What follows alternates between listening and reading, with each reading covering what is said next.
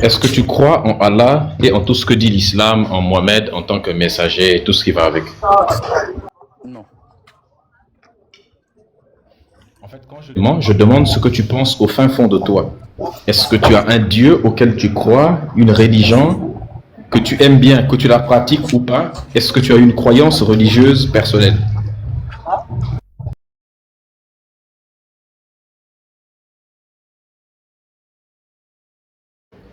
Je pense, pour moi, Dieu, c'est la nature c'est Dieu. C'est-à-dire que Dieu est une énergie, c'est un principe qui régit, qui s'exprime à travers les lois de la nature. Chez moi, on l'appelle Nzambi.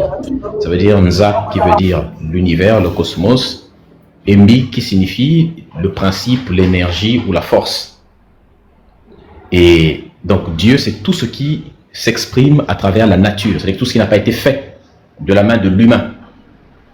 Il y a une énergie fondamentale à l'intérieur, et ça peut être démontré par la science. Tout ce qui existe est composé d'atomes. Les atomes sont composés de protons, de neutrons, qui eux-mêmes sont faits de quarks, qui eux-mêmes sont constitués fondamentalement de bosons et de fermions, qui eux-mêmes en fait ne sont que des points d'énergie sur le plan quantique.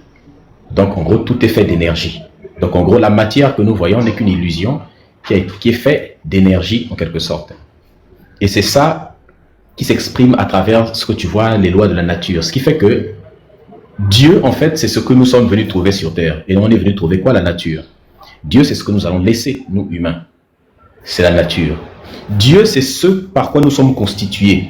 C'est-à-dire que nous sommes constitués d'éléments de la nature. Donc, nous sommes la nature. Donc, Dieu, c'est nous. Dieu, c'est la façon dont tu traites l'autre. Dieu, c'est l'autre qui est en face de toi. Comment tu vas traiter? Dieu, c'est ce qui est plus grand que nous. Ce qui est plus grand que l'humain, c'est la nature. Dieu, c'est ce qui est plus puissant que nous. Un volcan, c'est plus puissant que nous. Il y a des animaux qui sont plus puissants que nous, qui peuvent nous déchiqueter.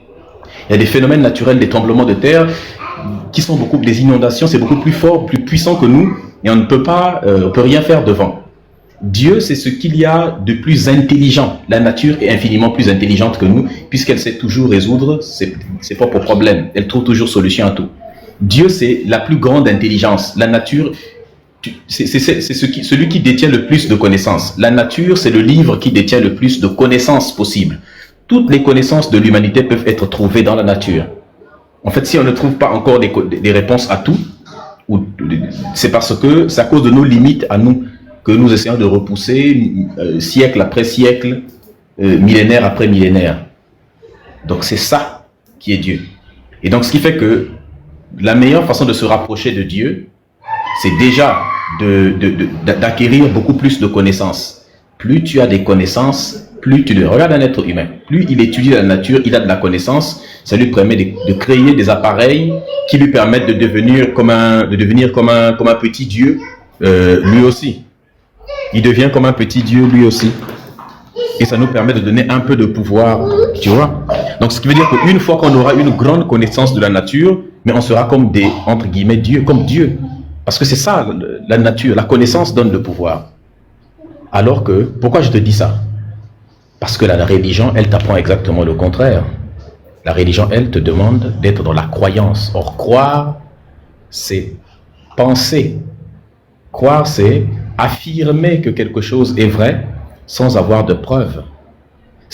Ou alors, c'est admettre qu'une chose est une vérité absolue sans avoir d'éléments de réalité, c'est-à-dire de preuves qui confirment cela. Et ce que je viens de t'expliquer, c'est ce que l'on trouve dans la culture africaine.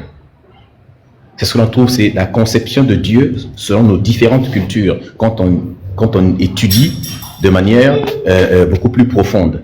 Il y a tellement de sagesse, tellement de connaissances dans nos cultures africaines que, vu qu'on nous a appris à les mépriser, à considérer cela comme de la sorcellerie, des termes qui ne sont même pas les nôtres, automatiquement, on ne s'occupe pas de ça, on s'en fout, on ne pense pas notre culture, on considère que ça n'a pas de sens.